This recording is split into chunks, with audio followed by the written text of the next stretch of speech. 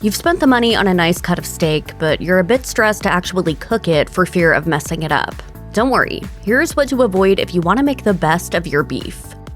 Using great beef in burgers is a fairly divisive choice. Some experts caution against it, such as Katie Flannery, co-owner of Flannery Beef, who dubbed it sacrilegious to grind up spendy steaks like ribeye or filet. Justin Owens, owner of Manzo Piedmontese, agrees, telling us, "The first time I heard about people doing this was when a friend picked up some really expensive tenderloins and then told the butcher to grind them, who nearly had a heart attack upon hearing the request. And when he told me, I almost had a stroke. For Flannery, this is purely a waste of money," she explained. Your average consumer would be hard-pressed to tell the difference between a burger made of ground ribeye compared to one made of ground chuck-eye, though the price tag would be significantly different. This isn't to say you can't shell out for top-notch burger meat, provided you know what to ask for. Braising cuts like chuck or brisket have loads of flavor, which will come through in the final mince. For example, chef and owner of Thistle and Grouse, Bobby Will, loves using a mix of chuck, brisket, and short rib for the perfect ratio of texture and flavor in his burger patties. Paying a bit more for dry-aged prime or lusciously marbled wagyu, according to Chef Michael Paley, executive steakhouse chef at Prime 54, also adds, quote, "a great depth of flavor and umami to the burger." By far the most egregious error cited by our pros is overcooking a good steak. Rusty Pelican Miami executive chef Fiorella Cornejo explained, "The most heinous way you can ruin an expensive steak is by ordering it well done." What if somebody wants theirs well done? We ask them politely yet firmly to leave.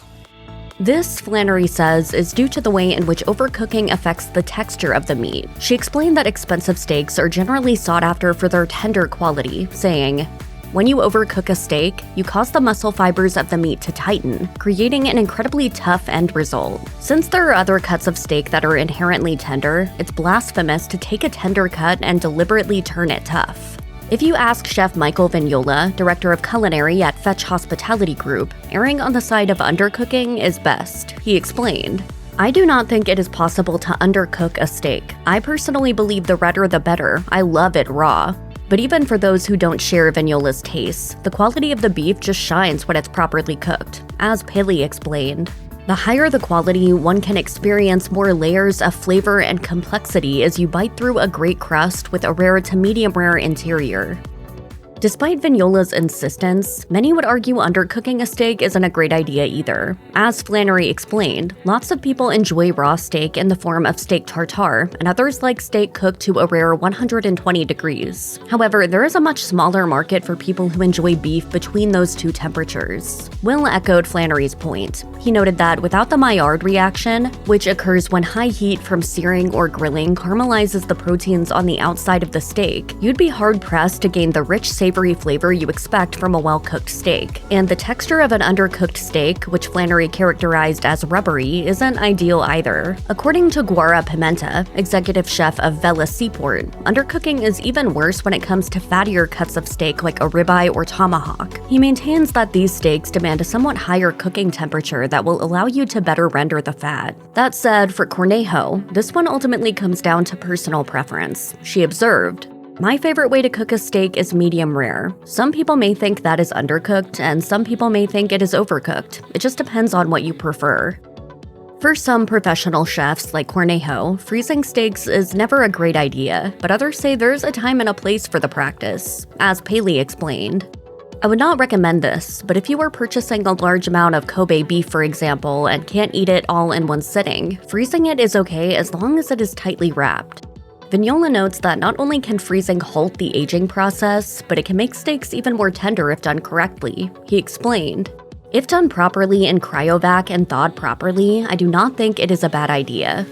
Flannery echoed this belief, though she noted that other attributes such as color stability are negatively affected by the process. Pimenta offered another suggestion, saying, "To keep from ruining the steak, it is important to wrap the piece of meat tightly in a vacuum-sealed bag to avoid freezer burn." Pimenta also noted that how you defrost a steak is just as important as how you freeze it. He recommends submerging the frozen steak in cold water while it's still in its vacuum-sealed bag. Will, meanwhile, recommends placing the bag in the fridge to let it come to temperature slowly, saying, "Rushing it under water will cause it to lose a lot of the texture and moisture. Do not defrost in a microwave." Much like undercooking a steak, underseasoning it is far from the best way to let top-notch beef shine. As Will succinctly put it, underseasoned steak is bland, and bland food is terrible. But this isn't just a question of flavor, according to Cornejo, who notes that seasoning steak with salt helps to pull out its juices and create a delicious crust. Will agreed, adding, I prefer to pull my steaks out 1 hour before cooking them, seasoning them with salt and pepper, and letting them come to room temp before cooking. It almost lightly cures the steak. Wow, I was way off. I thought it was the bland leading the bland. That said, if you're unsure about seasoning, it's best to err on the side of too little to start. As Flannery suggested, an underseasoned steak will be a lackluster eating experience, but you can always add additional seasoning after cooking. Whereas if you overseason at the beginning of the cooking process, it's harder to reverse that once cooked. While a well-seasoned steak is a delicious thing, it's certainly possible to go overboard. As Flannery explained, there is absolutely too much of a good thing. Overseasoning a steak will overpower the natural flavor of the meat and lead to an unbalanced taste. Will says this holds particularly true with overpowering spice rubs, something he sees done all too often by many of his fellow chefs. While he's in favor of certain rubs, such as blackening spice or a classic French au poivre, taco seasoning or pastrami spice are major no-nos with expensive steaks in particular. For his part, Pimenta explained he relies on a simple combo of salt, pepper, and just a touch of sugar to help the steak caramelize. Haley keeps things even simpler, noting that crunchy salt is really all you need. As he explained, overseasoning also comes into danger of the seasoned crust burning on the grill, which will kill the taste of the meat. However, even plain salt can be overdone, according to Owens and Vignola. Owens noted that he's noticed many diners prefer the subtle flavors of a milder flavored meat, saying, adventurous eaters may be more vocal about a flat, bland, or boring taste. He went on to observe that chefs and clients alike generally enjoy the pure beefiness of a minimally seasoned steak. The word steak encompasses a host of cuts from lean tenderloin to fatty prime rib and everything in between. With all of this variety, it should come as no surprise that each steak demands its own particular brand of TLC. As Vignola noted, a steak that's microwaved versus slowly cooked over a mesquite is going to be very different. I could argue the cooking method is more important than the steak itself. Pimenta elaborated, saying, some cuts are best grilled, seared, and even roasted, while others must be braised. So definitely choose your method of cooking before you start any prep. For Will, flank or skirt steak demands the smokiness of a hickory wood-fueled grill or charcoal, while he prefers searing a fillet in a hot cast iron pan and finishing it in the oven with butter, thyme, and garlic. He takes care to baste the steak when it emerges to ensure that it's gleaming brilliantly. And at Vela Seaport, Pimenta says, we grill skirt steak as it's one of the most flavorful cuts of beef, and it is a great steak for grilling.